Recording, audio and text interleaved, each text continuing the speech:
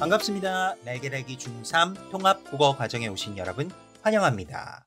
이번 시간에는요, 여러분들과 문법에 대해서 공부해 볼 건데요. 그 문법에서도 높임 표현에 대해서 공부해 보도록 하겠습니다.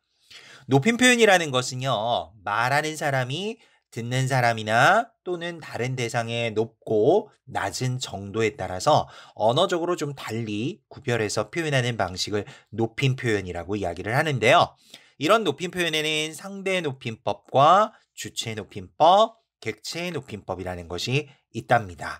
오, 선생님, 안녕하세요. 아, 그래, 궁금하. 안녕. 오늘 높임 표현에 대해서 공부하고 있잖아요. 그렇지. 그런데 지금 제가 선생님께 인사드릴 때 선생님, 안녕하세요. 이랬잖아요. 그렇지. 제가 선생님, 안녕. 이럴 순 없잖아요. 그렇지. 듣는 선생님을 고려했을 때 그 높고 낮은 정도에 따라 그렇지. 종결어민 부분을 안녕이라고 하지 않고 안녕하세요, 뭐뭐 하세요, 해요체를 사용을 했지. 오, 그렇군요. 근데 선생님은 우리 궁금이에게 안녕이라고 이야기를 했지. 오, 네.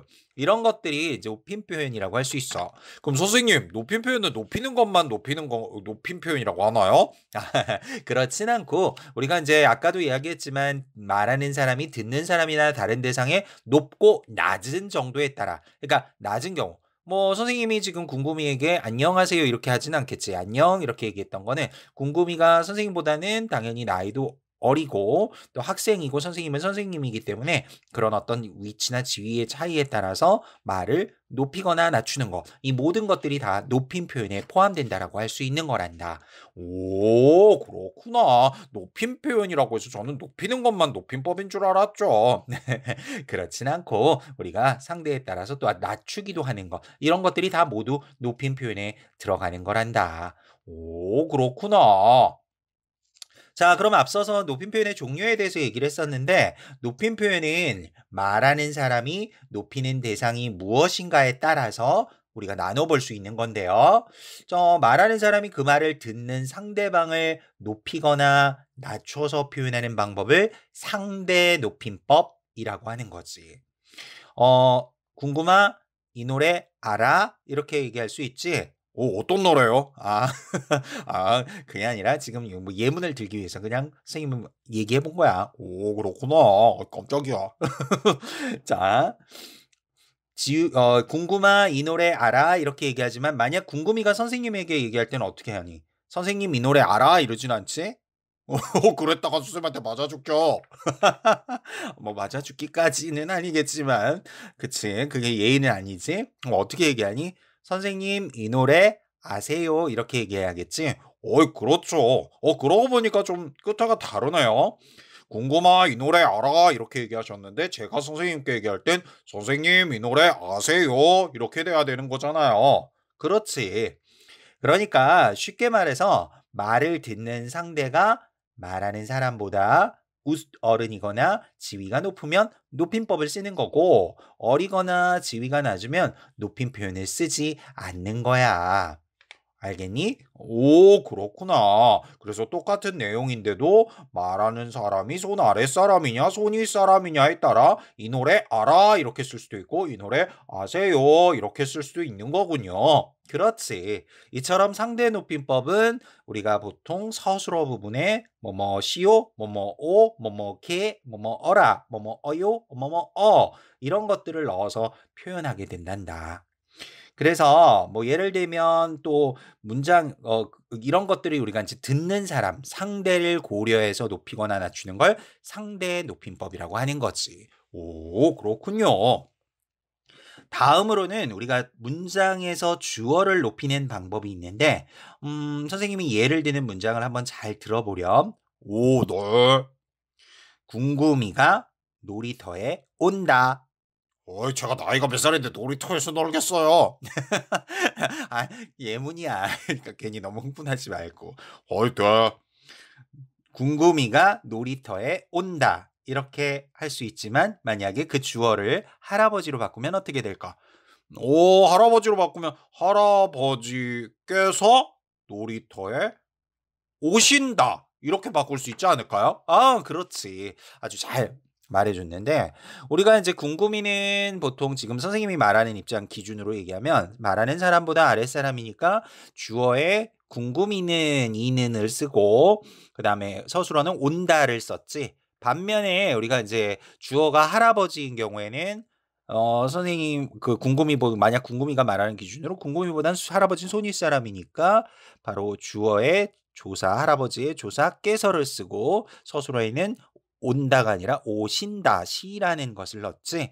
이처럼 서술어의 주체인 문장의 주어를 말하는 사람보다 높여서 표현하는 방법이 있는데 이런 것들을 주체 높임법이라고 하는 거란다. 오, 그렇군요. 그래서 주로 말하는 사람보다 주체의 나이가 많거나 사회적인 지위가 높을 경우에 사용을 하게 되는 거지. 오, 그렇군요. 그럼 이제 이게 주체높임법이 구체적으로 만드는 방법이 있나요? 있지. 문장의 주체에 보통 조사, 깨서를 붙이고 서술어의 높임의 뜻을 갖는 시라는 표현을 넣어서 만들게 되는 거란다. 또는 우리가 뭐 특수어휘라 그래서 나이 대신 연세, 할아버지 나이가 어떻게 되세요? 이렇게 하지 않고 연세가 어떻게 되세요? 라고 하지. 이렇게 특수 단어를 쓸 수도 있고 또는 뭐 밥 대신 진지라는 말을 쓸 수도 있지. 할아버지께서 밥을 먹는다 이렇게 하지 않고 할아버지께서 진지를 잡수신다 이렇게 잡수시다 먹다 대신 잡수시다라는 특수어휘를 사용해서 문장의 주어를 높일 수도 있단다. 오, 그렇군요. 자, 이제 그럼 마지막으로 그 높임 표현에서 우리가 말하는 사람이 문장의 목적어나 부사어가 지시하는 대상을 높여 표현하는 방법이 있을 수 있어. 오, 목적어나 부사어라고요? 아, 어려운데요? 예문을 한번 들어볼게, 선생님이. 궁금하? 오, 네. 내일 어머니를 모시고 와라. 어이, 왜요? 겁나게. 선생님, 왜요? 또 어머니를 모시고 오라는 거예요? 아, 진짜. 아, 예문이라니까. 그렇군요. 가슴이 쩔렁 내려앉는 줄 알았네요. 자, 궁금하? 내일 어머니를 모시고 와라. 선생님이 이렇게 얘기했지? 네. 근데 예문이라도 좀 가슴이 철렁하네요. 뭐 찔리는 게 있니? 그런 건 아니지만요. 자, 여기서 선생님이 궁금하 내일 어머니를 모시고 와라 해서 좀 우리가 독특하게 모시고란 말을 썼지 데리고라고 안 했지. 왜 그렇게 썼을까? 당연히 어머니라는 이거구나. 목적어가 있는데 그 어머니를 높여야 하니까 데리고 대신 모시고라고 쓴 거죠. 그렇지. 그러면 이제 궁금이 같은 경우는 만약 선생님이 그렇게 물으면 어떻게 대답을 하니? 싫어요! 이렇게 할 수는 없지 않나요? 네, 집에 가서 어머니께 전할게요. 이렇게 할 수 있을 것 같아요. 그렇지. 그러니까 내 집에 가서 어머니께는 어머니에게, 에게 대신 어머니니까 깨라고 붙인 거지. 이렇게 문장의 부사어를 높여서 깨를 쓰게 되지. 이런 것들이 객체 높임법이야. 그러니까 궁금하 내일 어머니를 모시고 와라 이렇게 했을 때 어머니는 목적어고요. 궁금이가 대답했던 내 집에 가서 어머니께 전할게요 라고 하는 것은 어머니께는 부사어야. 이렇게 두 문장에서 높이는 대상은 어머니라고 할 수 있지. 즉 문장의 목적어나 부사어가 지시하는 대상 이런 것들을 서술어의 객체라고 하는 거지. 그래서 이런 걸 객체 높임법이라고 하는 거란다. 오, 그렇군요. 객체 높임법은 그래서 어머니께처럼 부사어에 조사께라는 걸 붙이고 또는 특수어휘로 모시다, 데리다 대신 또 주다 대신 드리다 라는 말을 쓰고요. 뭘 물어보다 할 때 묻다 대신 여쭈다를 쓰게 되고요. 보다, 만나다 할 때 보다를 대신 뵙다 이런 말들을 특수한 단어를 사용해서 표현하게 된단다. 그래서 지금까지 우리가 그 높임 표현에 대해서 상대 높임법, 주체 높임법, 객체 높임법 이렇게 세 가지에 대해서 살펴봤어. 우리가 이제 모두 이렇게 말하고 듣는 상황에서 알맞는 높임 표현을 사용을 해서 우리가 예의에 바른 그런 어떤 언어 생활을 할 수 있겠지. 오, 지금부터 잘할 수 있을 것 같아. 뭐라고? 어요. 아, 놀래라. 선생님한테 반말하는 줄 알았네. 제가 높임 표현을 배우고 있는데 그렇게 하면 되겠어요? 은근히 궁금히 재밌는 구석이 있네. 어이, 네. 자, 그러면 지금까지 배웠던 내용들을 다시 한번 가볍게 좀 정리하고 팝 퀴즈 넘어갈 건데요. 한번 볼게요. 높임 표현은 다시 한번 정리합니다. 말하는 사람이 듣는 사람이나 다른 대상의 높고 낮은 정도에 따라 언어적으로 높이거나 낮추어 표현하는 방식을 이야기하는 것이죠. 이런 높임 표현에는 상대 높임법, 주체 높임법, 객체 높임법이라는 것이 있어요. 상대 높임법은 말하는 사람이 그 말을 듣는 상대방의 높고 낮음에 따라 낮추거나 높여서 표현하는 것들이죠. 아버지 이 노래 아세요? 그래서 알아요 대신 아버지 이 노래 아세요? 해요. 해요체를 사용해서 아버지를 높이고 있죠. 이런 것들은 상대 높임법이고요. 방금 또 앞서서 얘기했던 예문은 주체 높임법에 해당하죠. 주체 높임법은 서술어의 주체인 즉 문장의 주어를 말하는 사람보다 높여서 표현하는 방법이에요. 그래서 주어의 조사 보통 깨서를 붙이고 서술어의 높임의 의미를 갖는 시를 넣어서 표현을 하게 되는 것이죠. 자, 다시 한번 정리를 하자면요. 상대 높임법은 듣는 사람에 따라서 높거나 낮춰서 표현하는 건데요. 주로 서술어의 비읍 시오, 오, 게, 어라, 어요 등을 넣어 표현하고요. 주체 높임법은 서술어의 주체인 문장의 주어를 말하는 사람보다 높여서 표현하는 방법인데 주로 주어의 조사 깨서를 붙이고 서술어의 높임의 뜻을 갖는 시를 넣어 표현하는 거죠. 자, 다시 한번 그렇게 강조해서 설명하고요. 그래서 할아버지께서 학교에 오신다 할 때 할아버지께서의 깨서 오신다에 시가 들어가죠. 이런 것들이 주체 높임법의 모습이고요. 또 특수어휘를 쓸 수도 있다고 했었어요. 할아버지께서 밥을 먹는다 대신 할아버지께서 밥 대신 진지 썼고요. 먹다 대신 잡수신다 이렇게 얘기할 수 있는 거죠. 마지막으로 객체 높임법은 문장의 목적어나 부사어가 지시하는 대상, 즉 서술의 객체를 높이는 방법인데요.